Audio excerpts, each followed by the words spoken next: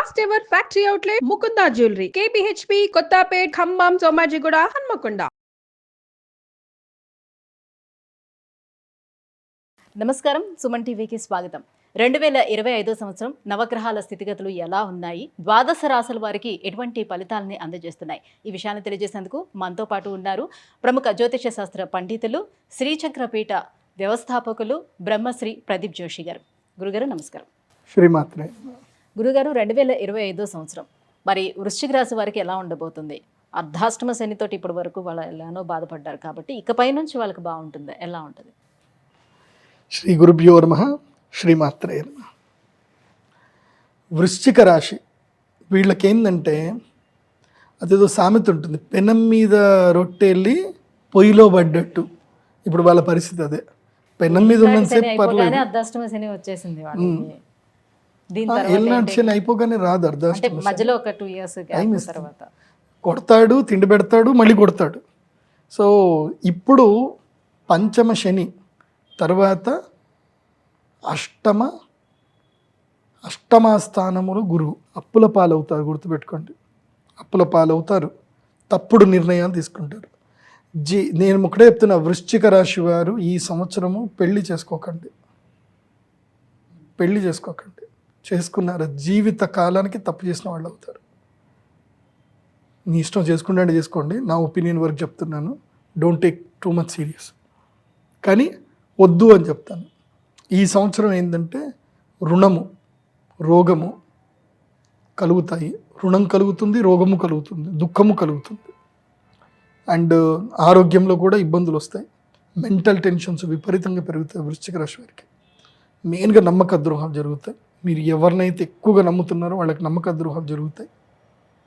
మే అయిపోయిందా, అక్షయ తృతీయ అయిపోయిందా, మీకు బ్యాండ్ బాజా బారాత్ ఉంటుంది. నేను అందుకే ఏం చెప్తాను అంటే, చాలా సింపుల్ లైఫ్కి అలవాటు పడిపోండి. మెయిన్గా ఏంటంటే అబ్బాయిలు వృశ్చిక రాశిలో పుట్టిన అబ్బాయిలు, అమ్మాయిలు కకృతి పడకండి. ముఖ్యంగా అబ్బాయిలు తొందరపడకండి. మ్యారేజ్ అని చెప్పి రిలేషన్షిప్స్లోకి వెళ్ళిపోయి ఫోటోలు దిగి ఏదో ఒకటి చేసుకొని కకృతి పడకండి. మొన్న ఈ మధ్యనే ఒక క్లయింట్ నాకు వచ్చిందనమాట. వాడు మ్యాట్రిమోనీలో చూస్తూ ఉన్నాడు, ఏమని అమ్మాయిలు పెళ్ళి గురించి చూస్తూ ఉన్నాడు. ఒక అమ్మాయి మ్యాట్రిమోనీలో చాటింగ్ చేస్తుంది. మనోడు కకృతిలో ఉంటాడు కదా, చాటింగ్ చేస్తాడు, అంత అయిపోయింది. ఆ అమ్మాయి కలుద్దామన్నది. యాక్చువల్లీ వాడికి ఆ అమ్మాయి నచ్చలే. నువ్వు నాకు నచ్చలేదు అన్నాడు. నాకు కూడా నువ్వు నచ్చలేదు, కాకపోతే జస్ట్ క్యాజువల్ మీటింగ్ అంతే. నీ థాట్స్ బాగా ఉన్నాయి, నాకు బిజినెస్ ఐడియాస్ కావాలంటే నేను నీకు ఫీజు ఇస్తాను అంతే. మనోడు ఫీజు ఇస్తాడు కదా అని జస్ట్ క్యాజువల్ మీటింగ్ అని పోయాడు. ఇచ్చింది 50,000 ఫీజు కూడా ఇచ్చింది. అంటే వాడికున్న తెలివితేటలకి, వాడికి ఐటీ టెక్ అనమాట. 50,000 ఇచ్చి బాగుంది, నాకు నువ్వు వర్క్ చేసి చేయాలని చెప్పి మళ్ళీ ₹1,00,000 కూడా ఇచ్చింది. 2వ నెలకి ₹1,00,000 ఇచ్చింది. సో ఏదో నేను చేపించుకుంటున్నాను, ఏదో ఆ అప్లికేషన్ డెవలప్మెంట్ చేయించుకుంది. తర్వాత ఆల్ ఆఫ్ సడన్గా నాకు నీతో పెళ్ళి అవసరం లేదు కానీ I want to be with you అని అంది. వీడు కకృతిగాడు కదా, పోయాడు. 1 కాదు 2 కాదు, 10-20 సార్లు వెళ్ళాడు. ఈమె తెలివితేటలు ఏం చేసింది, 10-20 సార్లు ఆమె ఇంటికి పోయిన ప్రతిసారి సీసీటీవీ రికార్డ్స్ అన్నీ కూడా సేవ్ చేసి పెట్టుకుంది. ఆ తర్వాత వీడి మీద రేప్ కేసు పెట్టింది. కథ, నన్ను పెళ్లి చేసుకో, లేకపోతే రేప్ కేసు, లేదంటే ₹1,00,000 లేకపోతే పెళ్లి చేసుకున్నా వాడు 3 కోట్ల ఆస్తి ఇవ్వాల్సిందే. వారసురాలు అయిపోతుంది, ఆస్తి హక్కు అయిపోతుంది కదా, అయిపోయి ఎటు కానీ పరిస్థితి అయిపోయింది అది. సో కకృతి పడకండి, మగాళ్ళు అబ్బాయిలు కకృతి పడకండి, అంతే, అర్థం చేసుకోండి. సో ఇది ఇప్పుడు వృశ్చిక రాశి వారికి ఇది వెరీ వరస్ట్ టైం. సో ముఖ్యంగా దిగ్బంధన యోగం, జైలుకి వెళ్ళడము, అనవసరమైన కేసుల్లో ఇరుక్కోవడము, దెబ్బలు తాకడము, ఇలాంటివి ఉంటాయి. తర్వాత మెయిన్గా ఫినాన్షియల్ ఫ్రాడ్స్ ఎక్కువగా జరిగే అవకాశం ఉంటుంది కాబట్టి జాగ్రత్తగా ఉండండి వృశ్చిక రాశి, అంతే. సో వృశ్చిక రాశి వారు చాలా ఈగర్గా వెయిట్ చేస్తున్నారు. ఈ ఒక్క అర్ధాష్టమ శని వెళ్ళిపోయిన తర్వాత మా డేస్ బాగుంటాయేమో అని చాలా ఈగర్గా వెయిట్ చేస్తున్నారు. నేను వృశ్చిక వదలాల్సింది లస్ట్, నమ్మక ద్రోహం జరుగుతుంది. లస్ట్ త్రూ నష్టం జరుగుతుంది. అబ్బాయిలు కానీ అమ్మాయిలు కానీ జాగ్రత్తగా ఉండండి. సో ఇంకా ఎలాంటి పరిహారాలను పాటించాలంటారు?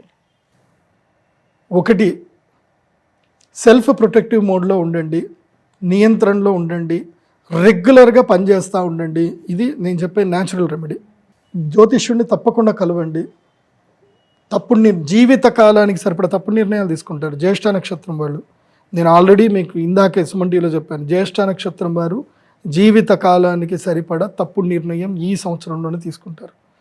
ఒకే ఒక్క తప్పుడు నిర్ణయము జీవితాన్ని తినేస్తుంది, అదే పెళ్ళి.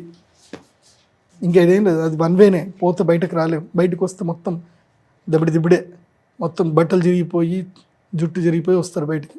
వద్దు. సో నేను మీకు చెప్పే రెమెడీ ఏంటంటే రాజశ్యామల యాగం చేసుకోండి. వసంత పంచమి రోజున తప్పకుండా రాజశ్యామల యాగం చేసుకోండి. ఆ అమ్మ మీకు జ్ఞానం బుద్ధినిస్తుంది. అండ్ ప్రతిరోజు సూర్య నమస్కారాలు చేయడం మర్చిపోవద్దు. సూర్య నమస్కారాలు వృశ్చిక రాశి వారు తప్పకుండా చేయాలి. గురుగారు 2025 సంవత్సరం వృశ్చిక రాశి వారికి ఎలా ఉండబోతుందన్న వివరాలు తెలియజేసినందుకు ధన్యవాదాలు. శ్రీమాత్రే నమః.